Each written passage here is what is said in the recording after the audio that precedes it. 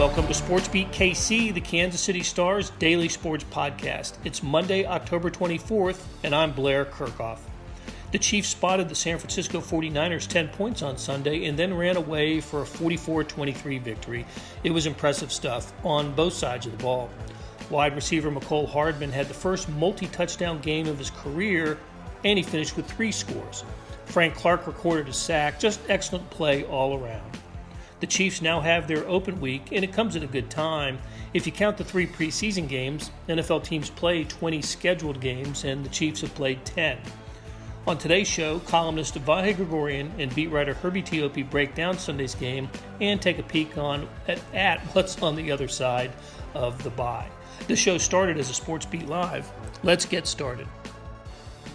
Hey, good evening. Welcome to SportsBeat Live. This is our Chiefs postgame show, and there is so much to discuss from the Chiefs' 44-23 victory over the San Francisco 49ers. And so you know how this goes. We're going to talk Chiefs with Vahe Gregorian and Herbie Teope, and we're going to talk Chiefs with you. So please send us your questions and comments, and we'll talk with you about what we saw tonight. Looks like Vahe is coming to us from the dark side of the office, but it's good to see you, Vahe. Just the dark side in general, Blair. You can hear me okay? All right. You sound good. Herbie, how you doing tonight? Hey, I'm doing well. Vahe's on the dark side of the moon. How about that one, huh? Yes, he is. So, guys, as I always do when there is a Chiefs game, I scribble down whether I'm at Arrowhead or on the road or in the office or wherever, whenever the Chiefs are playing, I scribble down a list of things that we should talk about in the post game. And today I've got things like the 49ers came in with ranked first in total defense, and the Chiefs shredded it. Mecole Hardman's terrific day, probably the best day of his career, and things like that. What I didn't have on my sheet, and I guess I needed to be more aware of this, is Call of Duty. I did not have that on my sheet, and apparently that played a big factor in tonight's game. Call of Duty. We know that from listening to the post-game press conference with Andy Reid and Patrick Mahomes, and most importantly, Juju Smith-Schuster, who was the one who brought it up and said that he and Marquez Valdez-Scantling and Travis Kelce and Patrick Mahomes were all on Friday night, right? But I guess before they took off for San Francisco on Saturday, were playing a game of Call of Duty and bonded over it and became, it was a good exercise for the team, at least for those 4. And listen, after today, who's to argue? Who's to suggest that it's not? I got to think that if this is the way it's going to go for the Chiefs, they need to set up their own Call of Duty team and go forward with it. But Vahe, let's start with you. Quite the offensive show. Well, quite the offensive show, and really. Juju didn't limit it to the game because it was pretty much the offensive show during his interview. I believe it's accurate to say we each had the equal amount of smoke coming out our ears trying to understand what exactly is entailed in Call of Duty. And the key term that I heard in his interview from Santa Clara was related to Rebirth Island, which I thought you could have a little fun with if you were working on that, and how the offense had a little rebirth today. I mean, they've not been any slouch, right? The offense has been number 1 in the NFL coming into this game. But you guys tell me if you agree with this. There have been enough clunky moments, right? You've had a couple losses, a couple times when you needed that extra gear. And I think we've all sort of seen that the meshing between Patrick and MVS and Juju has been a little bit, slow to come, right? It wasn't literally instant offense.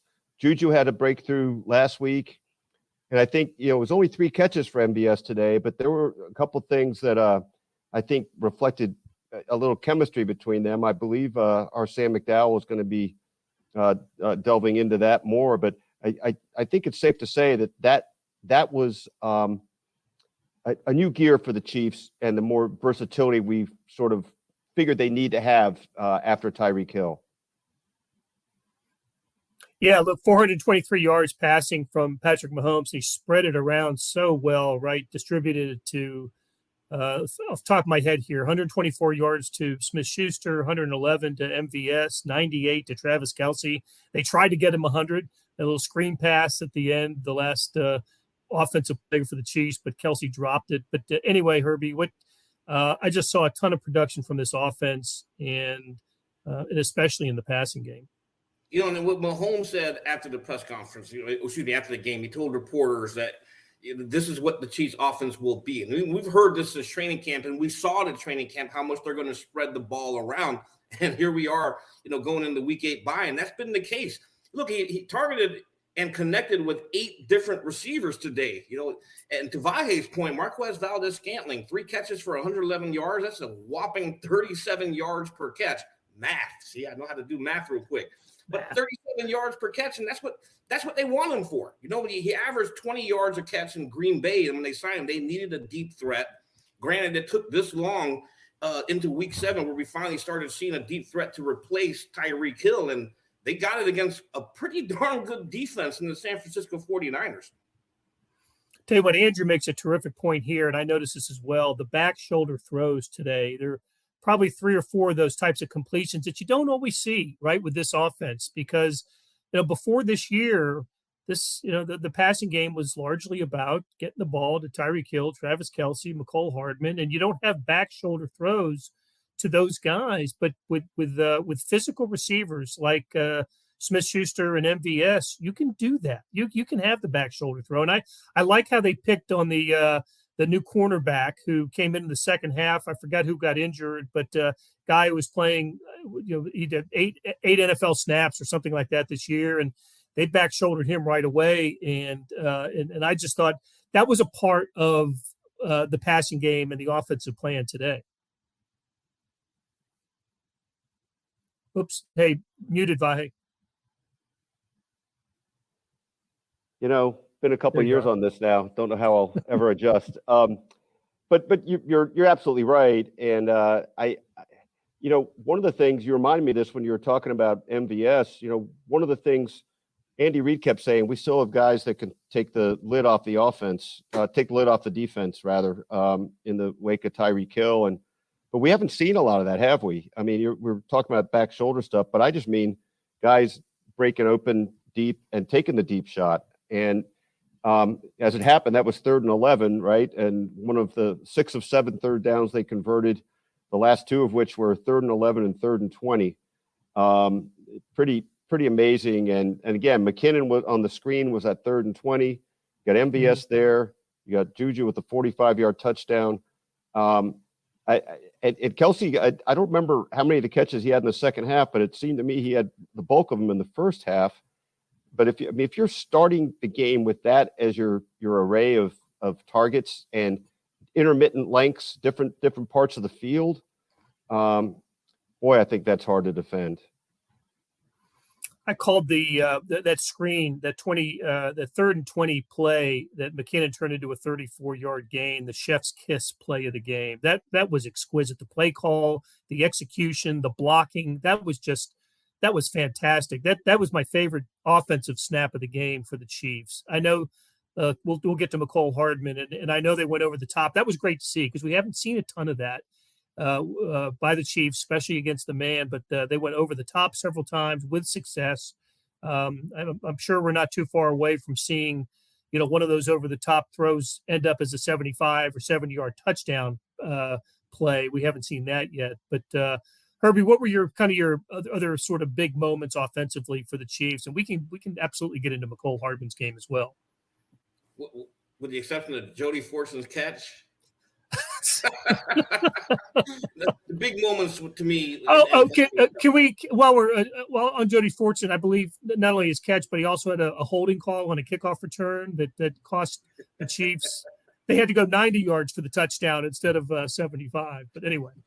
But he also had a nice key block on one of Mecole Hardman's rushing touchdowns. So, hey, no, but I got to go with what Vahe was pointing out earlier, the ability to go deep. And to me, what's more impressive about the Chiefs' performance today was they faced, over the last month, defenses that were ranked, the Bills, the Buccaneers, and now the 49ers. It didn't work out well against the Bills, but against the Buccaneers and against the 49ers, my goodness, they just shredded, league top defenses. Now you just need to do that consistently every week. But I like the fact that they were able to go deep. Marquez Valdez-Scantling, he's the guy that they brought aboard to put pressure on the defense. And I like the way that they finally showcased that today. Yeah. Hey, Brian brings up, Isaiah Pacheco's kickoff return to open the second half after that crazy end of the first half where, we got to mention it. Sky Moore muffs the Chiefs do a great job forcing the illegal procedure penalty on the 49ers. So they move them out of field goal range. The 49ers punt, and Sky Moore, for the second time this year, muffs a punt. We need to talk about that too. But anyway, the Chiefs go down into field goal range, and Harrison Butker misses the field goal. It's 14-13 at halftime, but Chiefs get the ball to open the second half.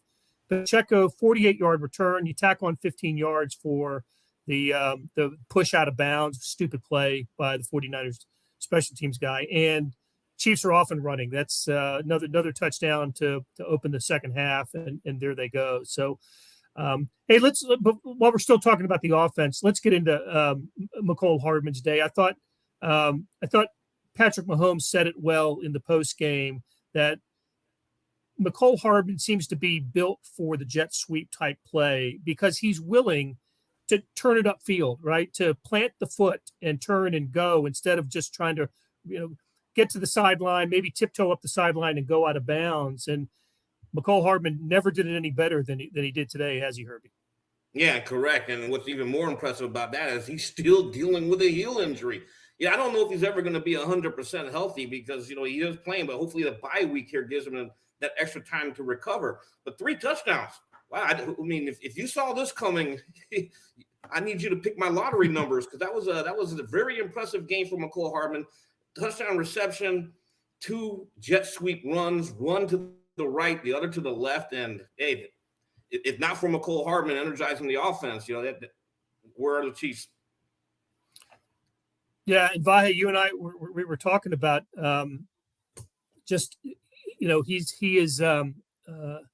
he's not a great. I wouldn't think. I don't play fantasy football. I don't know if he's a good fantasy start because he's in 3 years plus 3 years and 7 games worth of seasons, he's not a touchdown maker.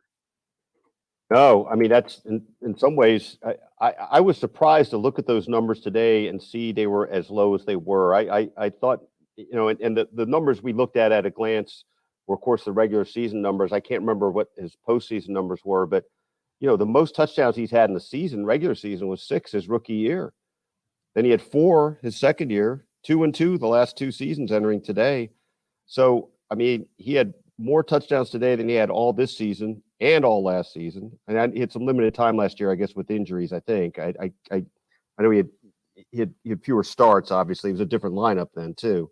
But I don't know in the Chiefs thinking about the ability to trade Tyreek Hill and make this work after Tyreek Hill, what place Mecole Hardman really occupied specifically in that. I mean, of course, they had to get Juju and MBS to kind of get it cranked up. But I'm sure that they thought of him as some sort of pillar of what they'd need to do. And that, there were some glimpses last season in the playoffs where he had some big moments. And I don't think he's been that yet, right? And so there's a couple of things going on here where the Chiefs, it behooves them to find the right situations to put him in. And I think part of that is I'm still not sure he's always in the right place in pass patterns that he's supposed to be. I'm not sure I'm right or wrong on that. I'm just not sure he is.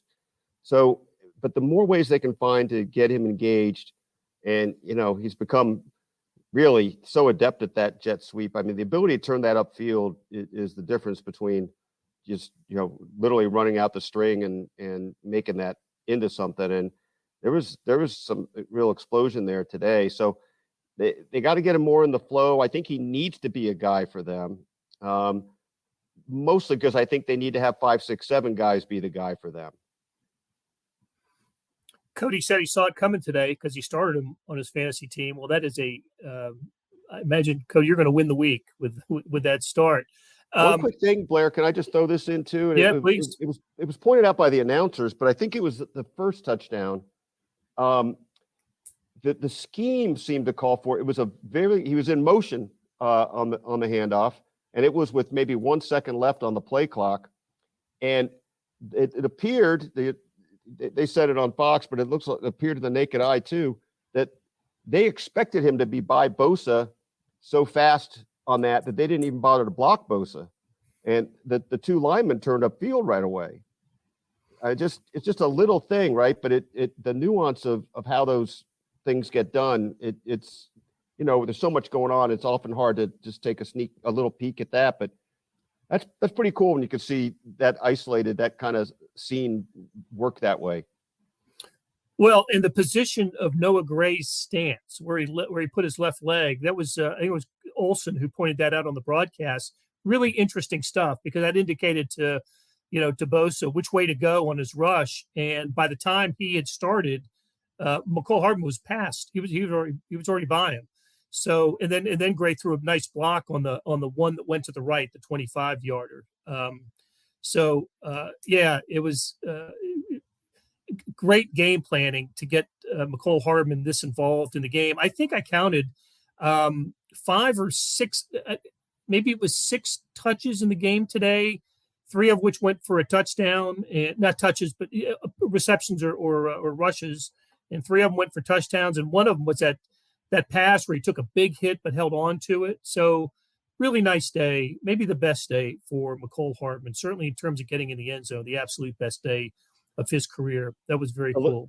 A little bit like that Kelsey game, Blair, where Kelsey had 4 touchdown passes and like 27 yards. I mean, Mecole had it was 32 yards in receptions and an additional 28 in rushing yards, and 2 of the touchdowns were that way. But it is, you wouldn't look at the column of those numbers and say, boy, great day for him. But getting in the end zone is its own thing. Roy asks what we thought of the offensive line today. It got a lot of praise on the broadcast. I don't know, Herbie. What do you think? I obviously, when you score and roll up the yards that the Chiefs did, things were clicking. But we're always kind of have a critical eye at the offensive line, and especially Andrew Wiley. But I guess overall, you got to tip your cap to them and say I know. Look. The players always, right? Mahomes, offensive players, when they come to the podium after the game, they're always going to sing the praises of the O-line. I don't remember what Andy Reid said about it today, though. He's usually honest when it comes to an assessment of the offensive line. Well, I think if anything, when you look at the offensive line, I think we'll all agree their most dominant performance of the year came against the Tampa Bay Buccaneers in Week 4. 189 yards rushing. They manhandled the Buccaneers and were able to push them around, control the time of possession, and then granted, the 49ers won the time of possession today, but the Chiefs, because they scored so fast, I don't think we're going to have to worry about them too much about commanding the time of possession. Over the last 2 weeks, they've been banged up. Trey Smith didn't play in Week 5, I believe that was. Nick Allegretti had to start. Joe Thuney was banged up with the ankle injury, and he entered this weekend as questionable, but, they were healthy. I think they were well aware of some of the criticism over the last 2 weeks about getting Mahomes hit, and, Mahomes was sacked. Today, against that stout 49ers defense, he only got sacked once, and that came late in the game when Joey Bosa beat Andrew Wiley. Wiley got called for a holding penalty today, but overall, I thought the offensive line pulled together, and as Eric Bieniemy will say, I will say this, they rose to the challenge. They knew that challenge was there, and they accepted it, and they did a good job. And that penalty on Wiley, if I'm thinking of the same play, was when Bosa was offside and sort of necessitated him having a different sort of response to that. It might have been a different play. That was an offsetting penalty. That might have been a hold later. But, look, you guys tell me if I'm wrong, but I thought not only did Patrick just get sacked once, but I didn't feel like Patrick was having to prance and dance too much either. I mean, there were times, but I felt like he was pretty clean. And it's interesting with the running game. I think everybody wants to see more from Clyde and Pacheco. Their numbers were okay, but they had a couple of little bursts, right? They had each of them had a 15 or 16 yarder, and you get that going with Hardman. Running game didn't hurt them today. I also don't think they overly relied on it. I think they ran at opportune times. I think sometimes we've had real legitimate questions about why they run when they run. It seems to break up the flow. It didn't feel like that today. Hey, this is Blair. There are several ways to access the Star Sports section. Let me tell you about a couple of them. There's Sports Pass. For $12.99 a month, you get unlimited digital access to all of the Star Sports content, including beat writing, columns, features, pretty much everything we write. The deal renews monthly until you tell us to cancel. For $159.99 a year, you get everything the Star has to offer digitally, including sports and the e-edition. Go to kansascity.com and drop down to the bottom of the page where it says Start a Subscription for more information. Your support has never been more important. As always, thanks for reading and listening.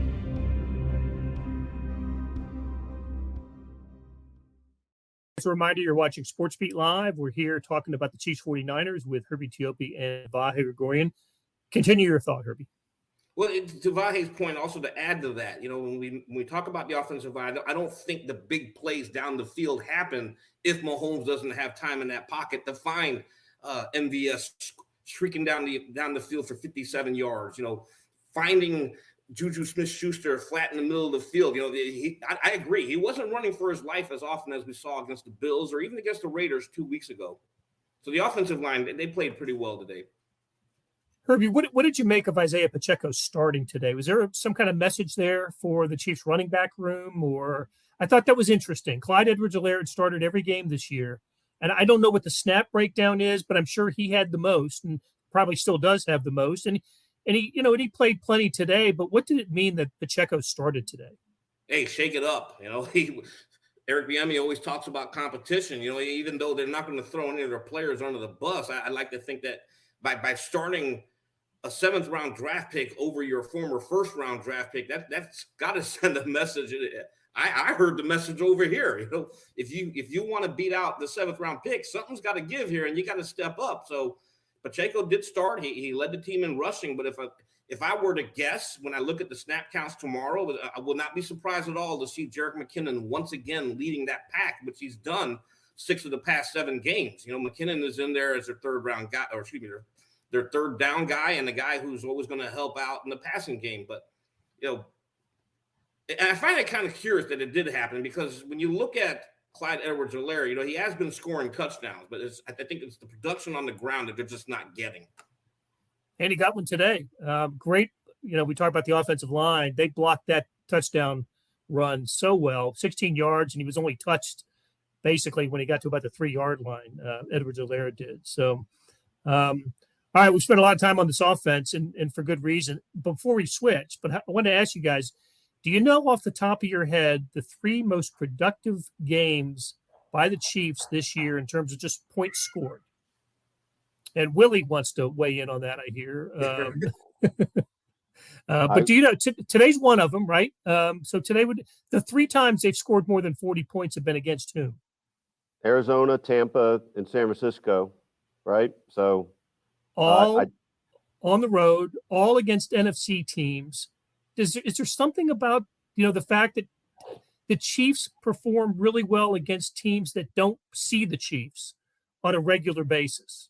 Today's game got me wondering about that. They've lost to the Bills. They played the Bills 5 times in 3 years. The Bills, AFC, the close games against the Chargers and the Raiders this year. We watched what happened today with the Chargers and what we've seen all year with the Raiders. They're not in the Chiefs class, I don't think, not this year. And yet those games are dogfights. But they played the NFC teams. It's like, they don't know how to stop them. Could there be something to that?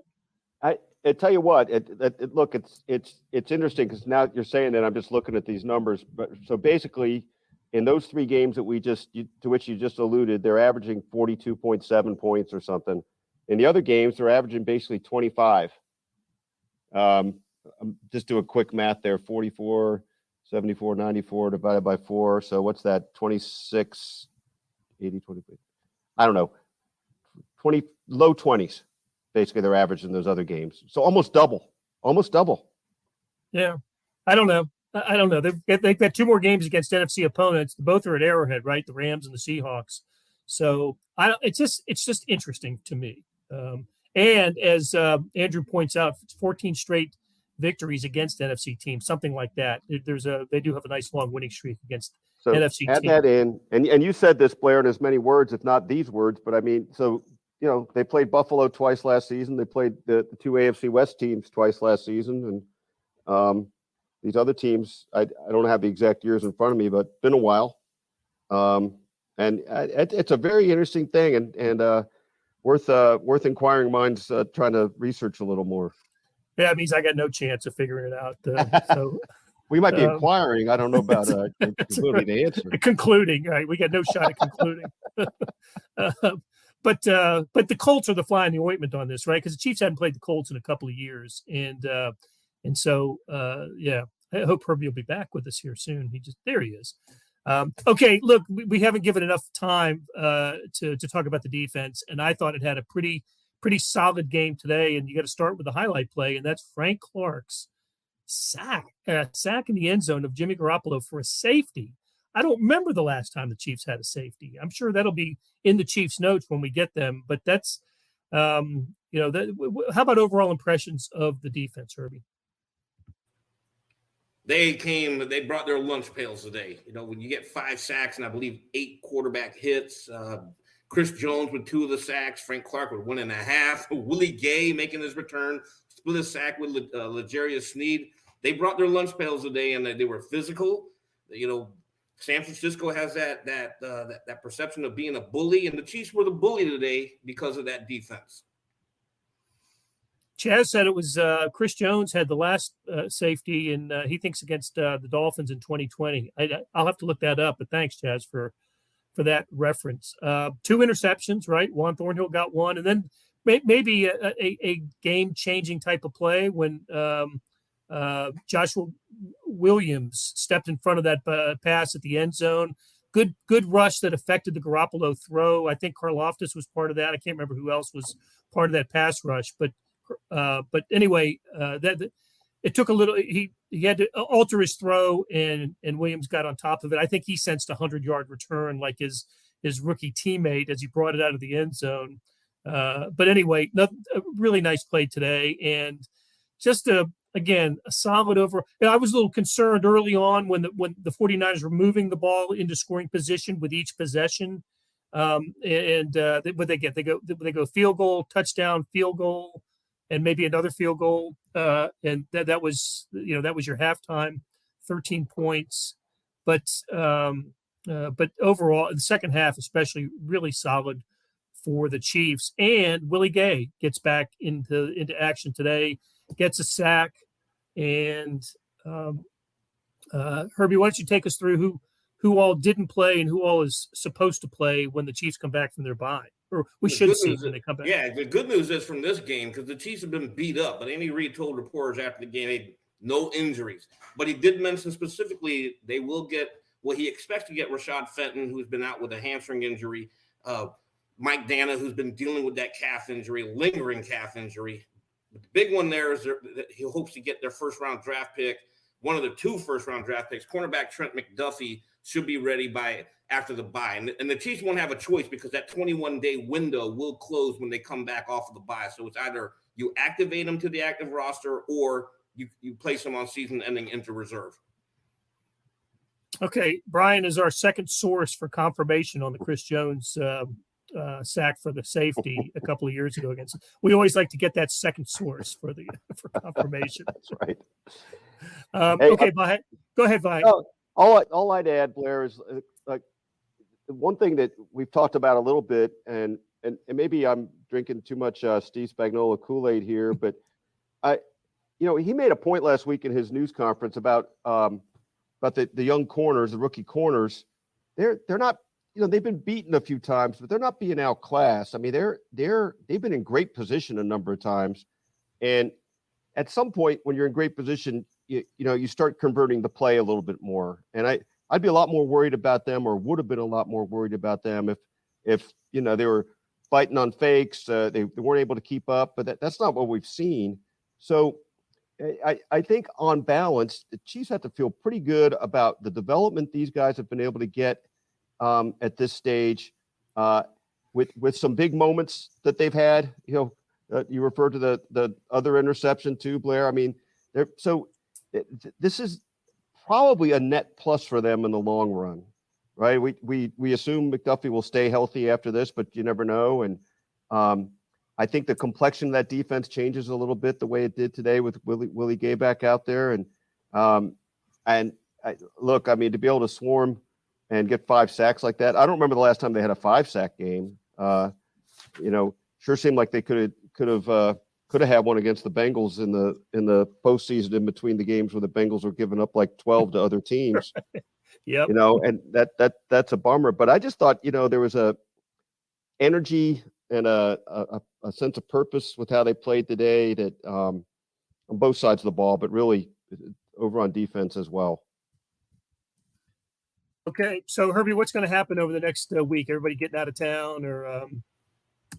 Yeah, Andy Reid typically lets his players go, and he kind of mentioned it in his post-game press conference. He hopes they all stay healthy, and kind of like the hint, don't get in trouble with the law, because save the rest season for the off season, not during season. Let's stay healthy, come back next week for week 8, and then prepare for that Sunday night football game against the Tennessee Titans. One guy that I hope uses the week to really look at and evaluate or watch tape of himself is Sky Moore. I know you had mentioned him earlier, but my goodness, man, sooner or later, if he doesn't fix that, what you don't want is a muff punt that end up costing the Chiefs a game. But Reed, he stood by him after the game, so he'll learn from his mistakes.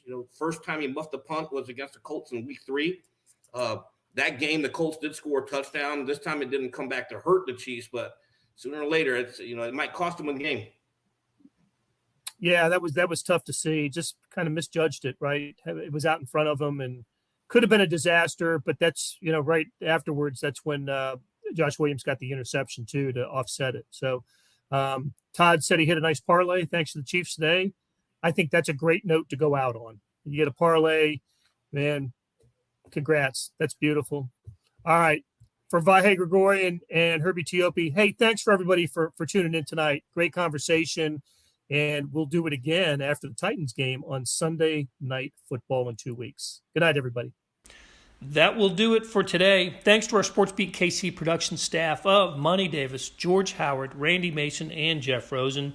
Tip of the cap to Vahe Gregorian and Herbie Teope for sharing their insights. Today's morning sports edition was 60 pages full of Chiefs stories, coverage of the KC Current reaching the NWSL finale, the victories by the Phillies and Astros that puts them in the World Series, NFL, auto racing, just great stuff throughout the sports spectrum. Go to liveedition.kansascity.com for more information. Thanks for listening, and we'll be back soon with another SportsBeat KC.